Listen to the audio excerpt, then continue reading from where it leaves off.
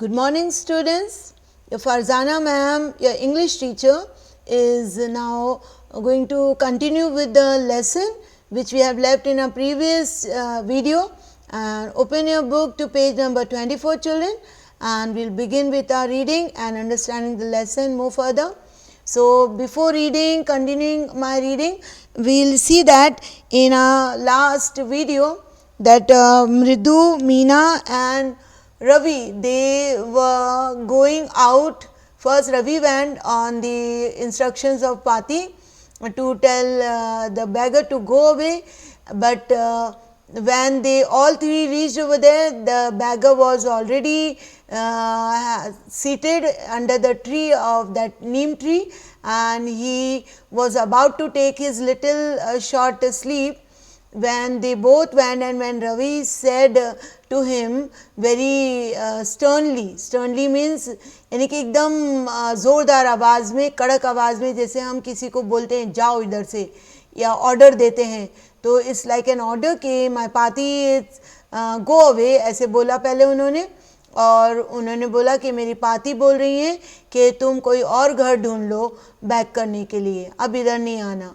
तो the bagger opened his eyes, उनका आँखें थोड़ी झपक गई होंगी, बंद हो गई होंगी. तो जैसे ये तीनों आए और तीनों के सामने ये बैगर ने अपनी आँख खोली और घूर के उन तीनों को एक के बाद एक देखा. So let's read. The bagger opened his eyes very wide and gazed at each of the children one by one. The ladies of this house, he said at last in a voice choked with feeling, are very kind souls. I have kept my body and soul together on their generosity for a whole week. I cannot believe that they would turn me away. He raised his voice, Amma, Amma, oh, sad his wail might be, but it certainly wasn't feeble.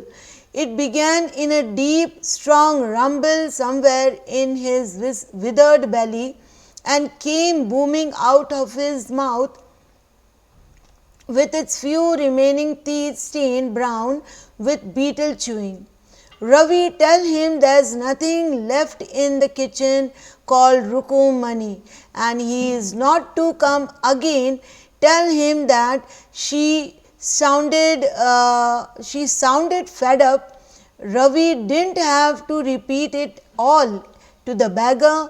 What his mother said had been easy for them all to hear there under the neem tree. The beggar sat up and sighed. So let's understand this. Little bit meaning here and there. Actually, the understanding is very easy. It's a simple English, but little bit here the words are. If you don't understand, here we go. कि वो तीनों जब उधर पहुँचे bagger के पास जो सोने ही वाले थे, उन्होंने ऑलरेडी अपना ऊपर का जो कपड़ा वो सर पे या कंधे पे रखते हैं वो उन्होंने नीचे बिछा दिया था, यानी कि पेड़ के नीचे. वो पेड़ नीम का था. और अबाउट टू स्लीप जो तीनों उधर पहुँचे, पहले रवि, फिर मृदु और मीना, तो उन्होंने देखा बैगर ने उनको एक के बाद एक घूर के आँखों से, यानी कि एकदम ज़ोर से नहीं, वाइड ओपन किया उन्होंने अपनी आँखें, यानी कि पूरी तरह खोली क्योंकि मिट चुकी थी उनकी आँखें, बंद हो गई थी. गेज्ड किया एंड गेज यानी कि एक टकी से देखते रहना. देखा एक एक के बाद एक तीनों बच्चों को. और the ladies of this house, he said, उन्होंने बैगर ने क्या बोला कि इस घर की जो औरतें हैं कि at last in a voice choked with feeling, उनकी आवाज़ थोड़ी उसमें थी. चोक्ड मतलब जैसे हमें कोई डांट रहा हो और फिर हम घबरा के कुछ आंसर दे रहे हैं, तो दबी हुई आवाज़ में जब हम बात करते हैं तो उसको चोक्ड बोलते हैं. या कभी ठसका भी लगता है तो तभी भी हमारी आवाज़ थोड़ी चोक्ड हुई भी हो जाती है. राइट नाउ भैया ठसका तो नहीं लगा है बैगर को, बट उनकी आवाज़ थोड़ी घबराहट के मारे, डर के मारे थोड़ी घबरा रही है. तो उस घबराहट में उन्होंने बोला कि वेरी काइंड सोल, इधर की औरतों की जो दिल है, जो आत्मा है, बहुत ही अच्छी है, बहुत ही काइंड औरतें हैं ये. Okay, I have kept my body, और मैं इनके ही सहारे जी रहा हूँ. See the whole phrase over here, kept my body and soul together, यानी कि managed to stay alive, मैं जिंदा इन्हीं के रहमो करम पर हूँ, ऐसा बोलना चाहा बैगर ने. I cannot believe that they would turn me away, और मैं ये यकीन ही नहीं कर रहा हूँ कि ये औरतें मुझे घर से निकाल देंगी. He raised his voice, इन्होंने थोड़ा ज़ोर से आवाज़ अपनी ऊंची करके उन लेडीज़ को बुलाया. कैसे बुला रहे हैं ये बैगर्स? अम्मा अम्मा करके. उनकी आवाज़ दो इट वॉज सैड में थी उनकी आवाज़ जो बोली जा रही थी. हिज वेल मतलब उनकी जो चीख थी थोड़ी ज़ोरदार जो उनकी आवाज़ थी वो सैड भले ही थी, बट सर्टनली वॉजंट फीबल यानी कि कमज़ोर नहीं थी, यानी कि जैसे एक हट्टे कट्टे इंसान की आवाज़ निकलती है वैसी थी, बट उनकी सैडनेस, थोड़ी बहुत सैडनेस थी उनकी आवाज़ में. फीबल मतलब कमज़ोर, वीक, तो उनकी आवाज़ वीक नहीं थी. It began in a deep strong rumble somewhere, उनकी आवाज़ थोड़ी अंदर से डीप थी जो आ रही थी, सबको आवाज़ सुनाई दे रही थी बैगर की.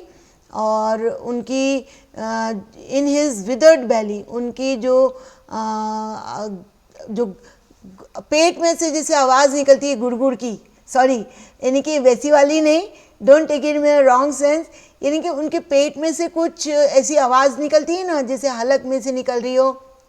जब हम कुछ अपनी बातें मनवाते हैं तो हिम्मत नहीं होती फिर भी बोल पड़ते हैं, तो वैसी कुछ आवाज़ है बैगर की.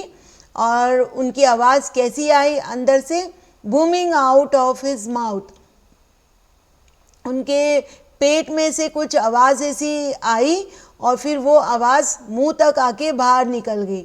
और जब वो अपने आप मुंह खोल रहे थे बैगर, ही वॉज ओपनिंग इट, तो उनके दांत जो ब्राउन हो चुके थे, पान खाने के बाद लोगों के दांत जो ब्राउन हो जाते हैं वैसे उनके दांत दिख रहे थे जो भी वो बोल रहे थे. तो मुंह जब बाद में लास्ट में उन्होंने ज़ोर से खोला और ऐसे लगा कि आवाज़ पेट में से आ रही है, तो वो जब मुंह से खोला और फिर मुंह पूरा वाइड ओपन किया तो उनके दांत दिखने लग गए जो ब्राउन कलर के थे. बीटल मीन्स पान, च्यू मतलब जो चबाते रहते हैं पान हमेशा. Okay.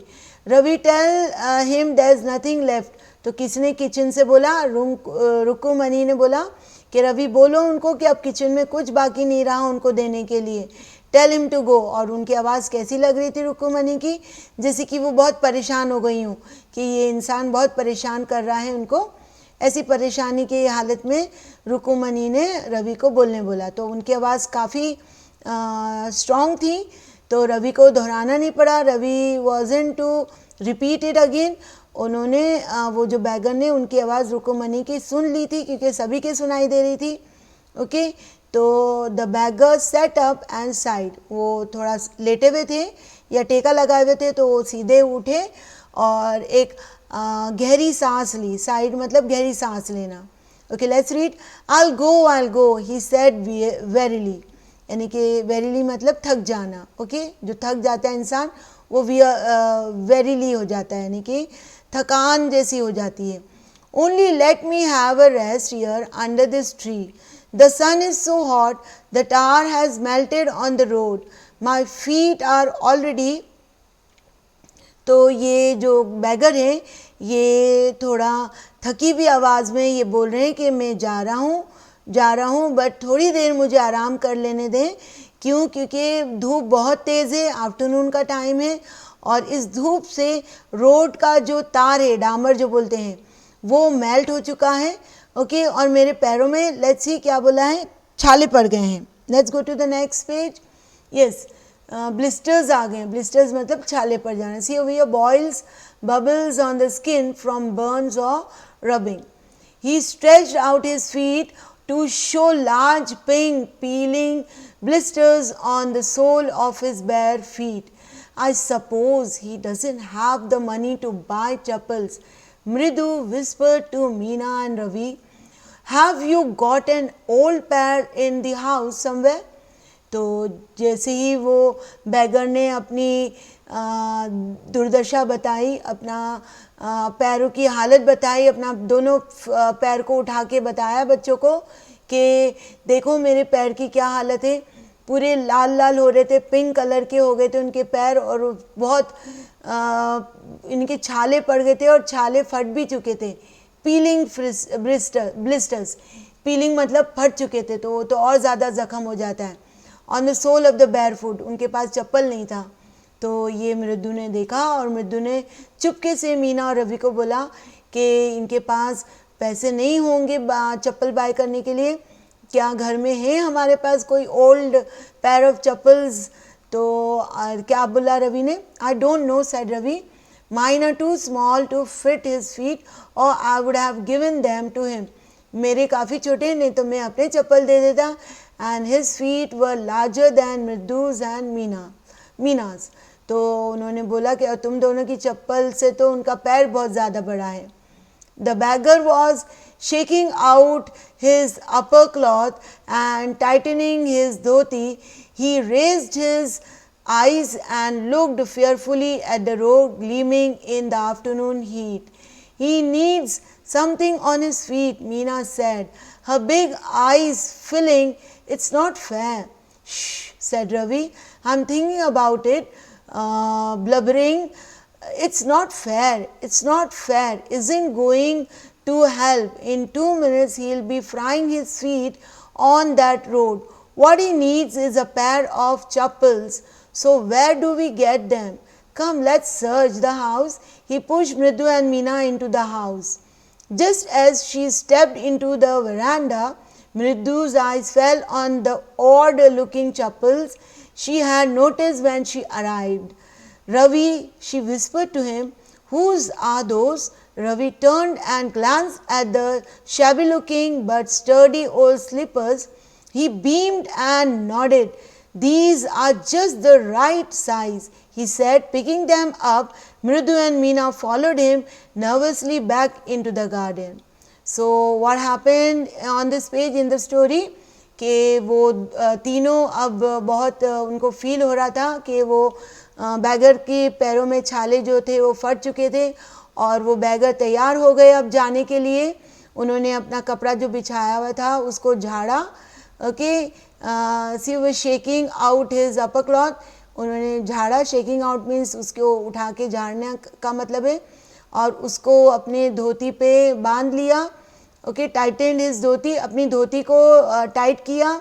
He raised his eyes and look fearfully, और ये तीनों बच्चे देख रहे थे कि वो अपनी आंखें एकदम फियरफुली थी, उनकी डरी हुई थी कि अब मुझे वो रोड पे चलना पड़ेगा। Okay, gleaming in the afternoon heat, और वो जो आंखें जो थी उनकी थोड़ी दबदबाई भी थी। ओके, यानी कि अब मेरा क्या होगा, ऐसा कुछ नज़र आ रहा था उनकी आंखों से बैगर की।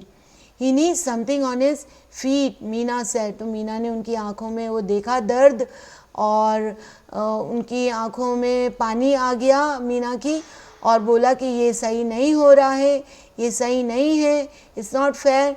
तो रवि ने उन लोग को चुप किया करके, मैं सोच रहा हूँ कुछ, और बड़बड़ाता हुआ, ब्लब बेरिंग मतलब थोड़ा अपने मुंह में बोलता हुआ, it's not fair, it's not fair, isn't going to help.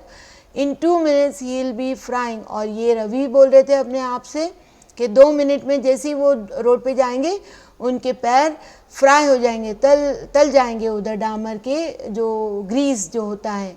Okay, it's like a oil only ना। या what he needs is a pair of chappals, उनको एक चप्पल की यानी कि पैरों में चप्पल की सख्त ज़रूरत है। और कहाँ मिलेंगे हमें चप्पल?